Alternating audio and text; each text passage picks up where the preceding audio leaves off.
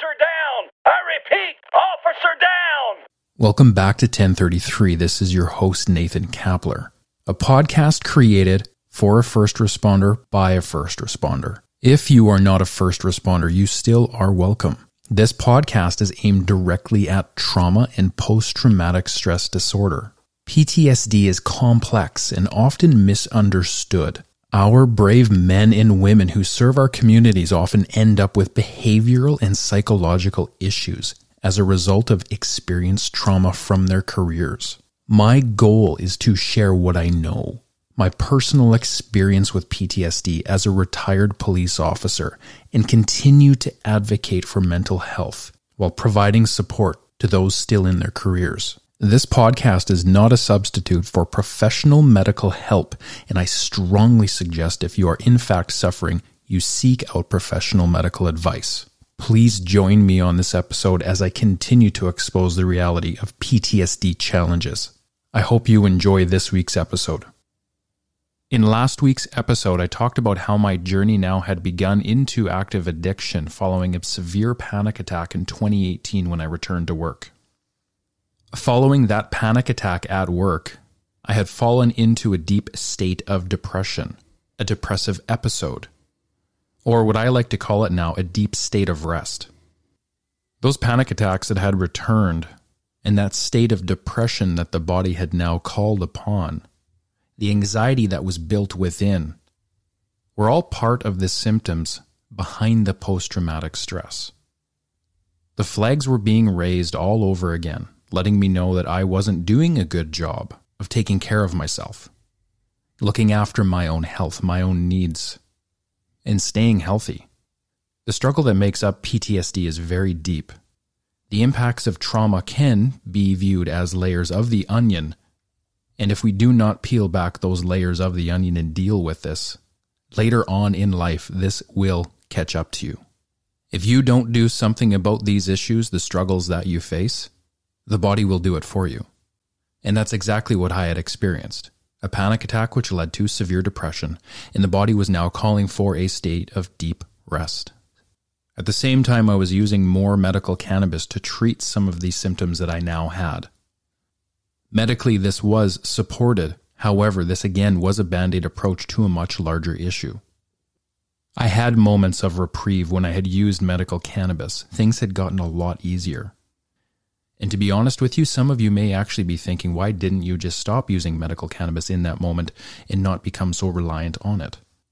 The amount of pain and suffering that we can experience during PTSD is so significant and so profound. And if we have experienced that for any length of time, whether it's 6 months or a year, or even a decade, we no longer know how to deal with that pain on our own. That suffering that we can experience, we don't know how to deal with that on our own. Medical cannabis, for some, the only solution that may exist for them in that moment of their struggle. It may be the only door that is there to walk through. Now, if we're going to have a conversation, an honest conversation about addiction, post-traumatic stress, one of the issues that I had also faced in this journey around that time, and I talked a little bit about this earlier in the last episode, was a topic that not many of us are comfortable to approach or even acknowledge. And that is the topic of suicide. Suicide is more of an issue in PTSD than most of us are willing to acknowledge. A lot of first responders commonly do and will take their lives as a result of the things that they have experienced, the trauma that they have been involved with, the hardship that comes from years of the profession, being the frontline responder and holding society together. We ask an immense amount from our first responders. It should come as no surprise that there is a toll to the job. There is always a cost to serving your community. In those moments of pain and suffering that I was experiencing, both in sobriety and in active addiction, suicidal thoughts had become a part of my world. I also know that I am not the only one who had those thoughts. I know that because in any moment in our life when we are experiencing pain and suffering, and if it goes on for long enough, we are incredibly adaptive. We will seek out solutions for that pain and suffering. And sometimes that solution can include suicide, thoughts of harming yourself, thoughts of shifting the pain and the suffering to something different, a release, an end of it. Oftentimes when we think about suicide or we look at officers that have taken their lives, we don't fully understand why. We may look at that moment and judge that person for what they had done, taking the easy way out, or the amount of pain that they may have caused others who are left behind, their family, and the answers that they will never get, the closure that they may never get. For some of us that understand pain and suffering so well, though, that when we hear the word suicide, we can look beyond that initial judgment and hold compassion for the space of that person and the immense amount of pain and suffering that they would have been going through in order to even contemplate taking their own life. We might be able to hold empathy and sadness for the entire situation that happened. Thoughts of prevention may come ushering in. Or we may ask, how did their environment contribute to this demise, this end of self, this wanting to escape the pain and suffering in such a way that included taking your own life? When we start to shift our perspective on this topic and we don't run away from it or block it out, we may grow in this space. We may hold a different perspective or some knowledge now in how we view it and how we ourselves personally may view suicide. And now for me personally, I didn't have any actual plan. I didn't hit a place where I actively thought about committing suicide and taking my own life. But what I did think about was still a part of suicide. And this is the other aspect of the conversation I think we need to talk about, and I think we need to have some awareness about. Sometimes we view suicide as the final event. But again, there are stages that lead up to an actual act of suicide. It doesn't just happen overnight. You don't just wake up one day and all of a sudden go, that's it, that's the end. Sometimes it takes months of living with pain and not wanting to experience that pain anymore. We may have these small thoughts that first start out as in, I don't want to experience this pain anymore. What am I going to do about it? And for some of us, if we experience pain long enough, we actually begin to believe that if I wasn't in this world, I wouldn't be experiencing pain. I wouldn't be suffering. It's like planting a seed, a toxic seed within your mind. This belief that this could be a very real solution for you to cope with the pain and suffering that you may be experiencing.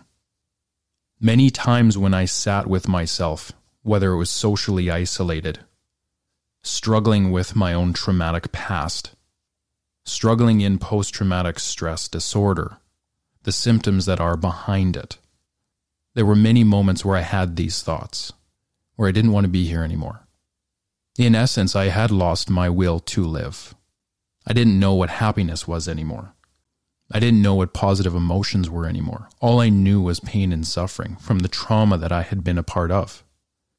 When I had those thoughts of not wanting to be here, this belief of being free from the pain and suffering was actually somewhat therapeutic. There was a certain allure to it. As fast as I had those thoughts, though, I was also hit with guilt in that moment, thinking to myself, what would the impact be to others? How would the rest of the story go on without me? When we do not have anyone around us that we are connected with, it can be the only light that we hold with hope, and the very thing that may keep us here. So as often as I had these thoughts, I was also reminded of the life that I did have, the environment that I did have, the people that were in my life that did care for me. But suicidal ideation is something that I would think that most police officers go through. Most first responders go through this idea of not wanting to be here. And that is a very dangerous thought. You may have experienced this in your life prior to becoming a first responder as well. That is entirely possible too. Recognizing these thoughts in these moments is incredibly powerful. Do not allow them to happen without being able to speak about them eventually at some point, whether it's in the moment or shortly after, or down the road. There is no shame in having these thoughts. They come from a place of pain and suffering. They are not a thought of self-sabotage. They don't happen when you are well. They happen when the environment around you is not supportive, and you are experiencing that pain and suffering that does come from PTSD or other mental health issues. And once again, there is no shame in that. The unfortunate part to this is that seed that can get planted in that moment. For some, they continue to tell themselves that they truly are alone. And that seed begins to become watered, and it grows. And what started out as an initial thought or suicidal ideation can lead up to a point where now you are actively thinking about ending your own life and putting a plan together and possibly taking action. When I had first became sober in 2021 in January, when my journey began, when I finally accepted that I needed to take a different route, a different approach to this PTSD, this addiction, everything, 2 police officers had in fact taken their own lives. In this moment, I am rocked with immense emotion, sadness around this reflective point for me as I look back to my past and how my journey, as I sought to grow from this space. 2 of my brothers and sisters didn't make it out. 2 people, one in BC and one in Manitoba. 1 male, 1 female. Both at completely different stages of their own careers. Both at completely different stages of their own lives. I can only imagine the pain and the suffering that they were going through to get to a place where they believed in that moment that they had to take their own life. That this was the only way out. That this was the only way to deal with the pain and suffering, whatever it was that they were carrying in that moment. The young female Mountie was only 25 years old, was very junior in service, and had taken her own life underneath a bridge in Richmond. News had also broken around that time of a Winnipeg police officer who had done the same thing, taken his own life. I don't have a lot of the details on either of these events. Oftentimes they're shrouded in secrecy. Oftentimes the family that's left behind wants privacy, and I'm very supportive of that. But if we don't have some kind of conversation around this topic, I know for a fact that silence will not help promote a healthier approach to it. The body and the mind are designed to keep itself well, to keep itself safe. It has countless years of evolution brought into the mind, the body, to pick up threats, to pick up danger, to keep us growing. When we can override that system and inflict pain on ourselves, we are not well. The rates of suicide in first responders are significantly higher than that of the civilian world. The statistics are there, the evidence is there to show that we are at an increased risk for self-harm. The other part of this conversation, and one that I don't speak to it from a basis of personal knowledge, but as I reflect on this too, because I do know others who have experienced this, has to do with people who do self-harm to themselves, whether it's in the form of cutting or mutilating or causing the body some kind of harm. My own perspective on this has shifted too throughout the years as well. As I began to understand pain and suffering and where it can lead you, i.e. to suicidal ideation or even worse, I began to look at these 2 different modes as well, the self-harm, the self-cutting, in a different perspective, with this belief that maybe too in those moments, people that resort to these options, these solutions, are again trying to escape their own pain by causing a different type of pain so they can feel something else. I'm not going to speak about this in depth because, again, I don't hold any kind of knowledge or awareness into this. But personally, I do see the immense value of having a conversation about this in a way to prevent or give gifts of knowledge and awareness into it so that you can pick up on the things that may happen to you in your life so you can try to avoid things from getting much worse. Since that time of those 2 police officers that had taken their own lives, more had fallen victim to suicide. More police officers that I know of. Some that were very high ranking within the RCMP as well. Not long ago, we lost a white shirt or a commissioned police officer. Someone who had held a significant amount of rank within the Mounties. Someone by all accounts who, if you get to that point, you are a very intelligent individual. Seen as a leader. And most likely exemplifies all of the positive qualities that make up that position. But they too had taken their own life. Now, where do we go from having this conversation? Well, I believe that beautiful things can come from this place. What is in the past is in the past. Failing to learn, though, from some of the potential mistakes that we make in our past is a recipe for disaster. We do not learn this way. We do not grow this way. We can hurt, we can suffer, we can feel pain, but eventually we have to get back up, we have to dust ourselves off, and we have to get better. We have to do things in our life to nudge us in that direction. Stop making the sacrifices and selling yourself short, or selling yourself off to somebody else's desire, and not honoring your own journey, your own pain, your own suffering. Connect with the very people that you know you need to connect with and get it out. Approaching vulnerability with this idea of letting it out will help you, I guarantee it. The immense fear that I held for years holding all of this in did not serve me. It only made things worse. But the moment I realized that I needed to step forward and get it all out was the moment that the burden became so much easier to shoulder. The approach to suicide is twofold from my perspective. We need to smash stigma in the face as hard as we can and recognize that we need to get beyond our own fear and let it out and tell our story. We as people also need to stop running from these conversations. Start embracing them and showing up and having the compassion that we need to have for them and for the people that are in this space. When people can talk finally about their struggle and be met with compassion and empathy from others that they value in their life, they begin to heal. I believe they begin to heal in the best form possible.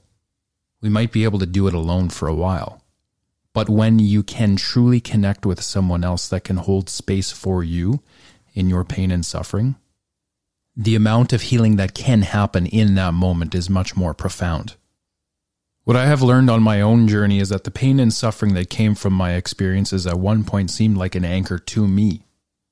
I was a ship with holes in it, holding on to an anchor that was dragging me down. And the beauty in that situation is it doesn't have to stay that way. You always hold the key, the opportunity to get better. You might have to do the hardest thing that you will ever do in your life, which is face your struggle head on and talk about it. I had no idea when I launched this podcast that I would be going this deep into my own personal story. To be honest with you, it wasn't the initial plan. When I had first done the first episode, my story started with rehab. And I was going to talk about the knowledge and everything I had gained from that point. But as a good friend had listened, he said, "Hey, we like that you're talking about this, but what did you go through to get to this point?" And I knew the only way to explain how I had got to a point of rehab was to tell the whole story. What I didn't recognize in the moment was the amount of healing that would happen as a result of telling my story. As I share my story, I have countless others reach out and connect with me now, where they didn't before, and they share their struggle. In the space that has been created from this effort to talk about trauma and post-traumatic stress disorder has evolved into something much bigger already. I believe it's given people hope. It's given me hope, I know that much. It's helped me heal. It's helped others take those first initial steps towards healing for themselves. for deepening the human experience and actually understanding what you may be looking at in your life, what your struggle looks like. Some of us walk this path without even acknowledging the very weight that we carry around with us every single day. I see so many success stories now from people, and I couldn't be more proud of myself and others. So as always, despite the hard conversations that we have over here at 1033, the level of healing that happens, not only for myself but others, we all deserve that. As we close down this conversation about suicide and what it looks like and why it happens, next week we're going to jump into rehab, what my experience was like before and during. As always, thank you for listening. Thank you for supporting. Take care and enjoy your week. Much love. I hope you enjoyed this last episode. As we continue to grow, I would appreciate your support. Please consider subscribing to the podcast on your favorite streaming platform. Leave a comment or a review and share this with anyone that you may know may benefit from what we are discussing. Have a great week, and as always, thank you for tuning in.